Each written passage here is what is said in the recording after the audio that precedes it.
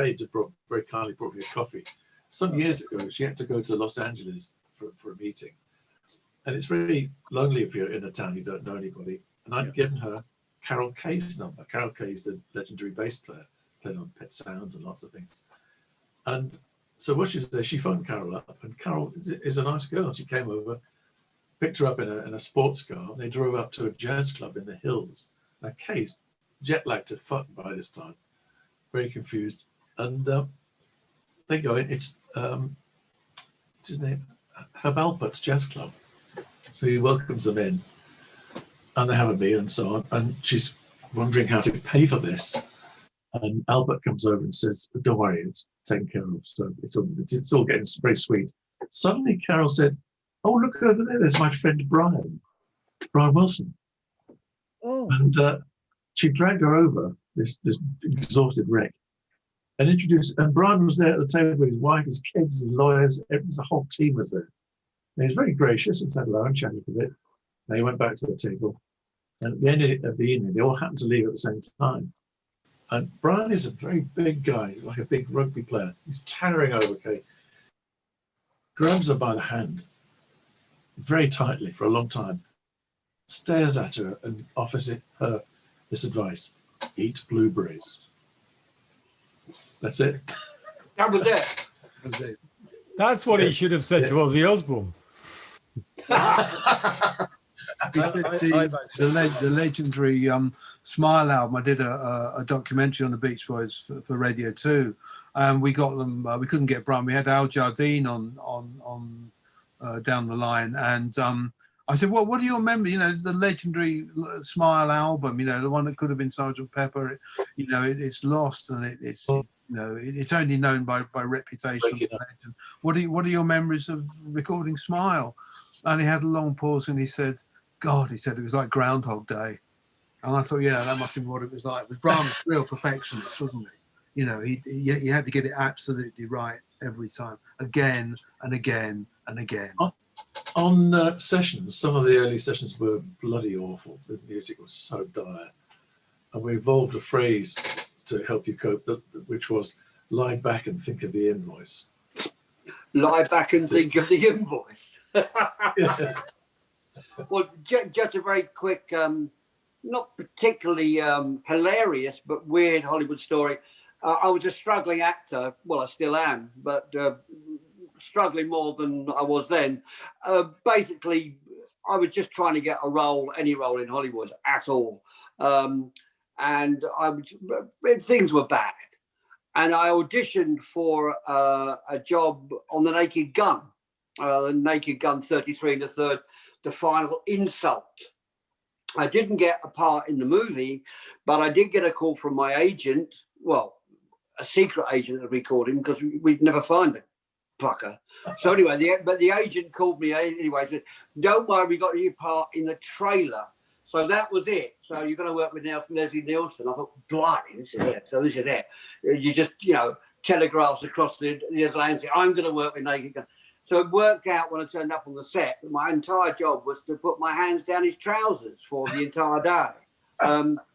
My job, my role was a gay butler. A part that required no acting ability on my part whatsoever. So basically, so that was my job with Leslie.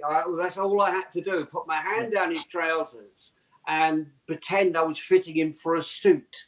Yeah. And the guy was hysterical. Nielsen, bless him, had this gag. He did it all the time on his PR stuff. You go and shake hands, and it would be like that. It would be a fart noise, and he had a little fart thing with his left hand, and he did it with absolutely everybody. He did it. I saw him on the BBC. Nice to meet you, like that, And the other thing about Nielsen was that he couldn't remember one fucking word. It was absolutely amazing. He was just there, and he was literally like, so anyway, what was that again? And it went on and on and on, a whole day for literally a couple of lines, but a legendary man, and at least I had my hands down Leslie Nielsen's pants. We're talking about film stars. I remember taking Banarama over to LA. They were playing They were playing Universal. And so it's a big razzmatazz house. They had a big hit over there. I'd taken a couple of TV crews over there. So I'm checking them into the Sunset Marquee, get to the reception, pushing them through to get them to bed. You had to walk through there, past the pool to go to your little apartments. On the left was Richard Harris. And he had all these sycophantic American script writers, this, that, and the other. And you could see he was totally bored, but he picked up on the girls chatting away, the good old English accent. And as we're walking through, he looked at me and went, "Oh, hi, everything good?" I said, yeah, obviously bored shitless. I said, yeah, great. He said, "Fancy a drink later?" I said, "Yeah, most definitely. I'll just get the girls sorted out and we'll have a drink." Anyway, we get back, girls, an hour later, I'm walking back. He'd gone, bum, bum, bum. Next day, same thing happened, getting the girls out to the rehearsals, taking them off. He's there holding court. "Oh, hi, you okay?" I said, "Yeah, sorry about last night. Listen, we'll get together later on today, yeah?" And suddenly this friendship, a verbal friendship was happening. Anyway, we go, girls do the concert, the tape machine breaks, much to the embarrassment, but we'll say no more. Anyway, they do the gig. Blah, blah, blah. I go back to England. Blah, blah, blah. A couple of weeks later, I'm walking along South Moulton Street. Lots of paparazzi, lots of noise going on. And as they're walking along, this head sticking out of the crowd, it's Richard Harris. And I'm walking past and I'm looking over and he's looking at me. And as we looked at each other, I said, "Must have that drink after their work." And then it clicked as we walked past. And he's waving, having a laugh. We never ever got to meet. Typical showbiz shit.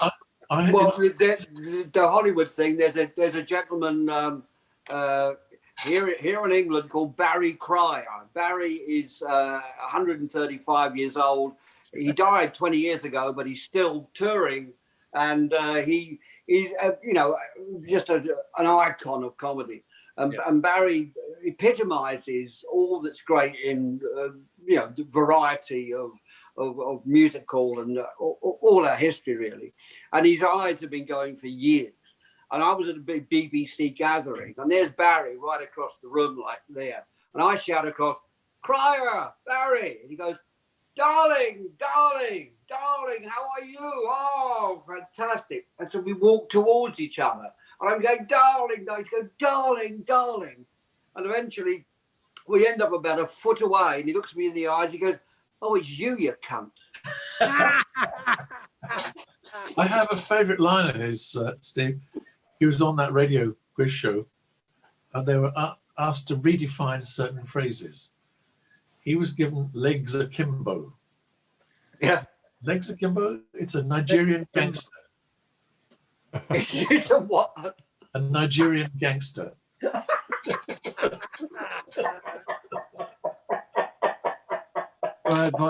remember talking about Variety and Bob Hope's great line when they go to the ghostly house and the girl says, "Don't big empty houses scare you?" He said, "Not me. I used to be in vaudeville."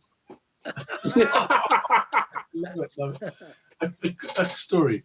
In the mid-70s, I was part of a band. We toured America. We'd had a hit. It had been put together by producer Mike Hurst, and he'd done a silly version of Wild Thing, of all things. But we went out and toured, and we ended up playing at the Whiskey A Go-Go for a week in Los Angeles. Cool. And we set up to play, and I'd brought with me a cassette of Peter Cook and Dudley Moore doing what became Derek and Clive, swearing at each other. I'm sure you know the recording. Yeah. And we thought this was very funny. It was at that time. And we hatched the plan. We thought, well, LA, they're bloody mad here. Let's have this as our support act. So just put the tape on. And we did. What we didn't know was that Mike Hurst had flown in to come and see us and was staying at the Beverly Wilshire. And he'd met the English actor Donald Pleasance at the bar and invited him to come along and see our opening night. We knew none of this. Anyway, the show starts. Over the PA, "You call him here, can't you, fucking cunt?" It's all the Pete Dud stuff. Lobster. And yeah, all lobsters and Jane Mansfield. And Mike is so embarrassed and he's cringing. And Pleasance looks up at him and says, "Is it always like this?" Fantastic. Well, I mean, your band was it called Fancy? Fancy, Your yeah. band. Yeah. But yeah, I'll never ever forget the most unfortunate headline in the NME ever was when there was a 3-piece heavy metal band called Fanny Oh, yeah. who broke up, and the headline said, "Page 3 of the NME, Fanny split."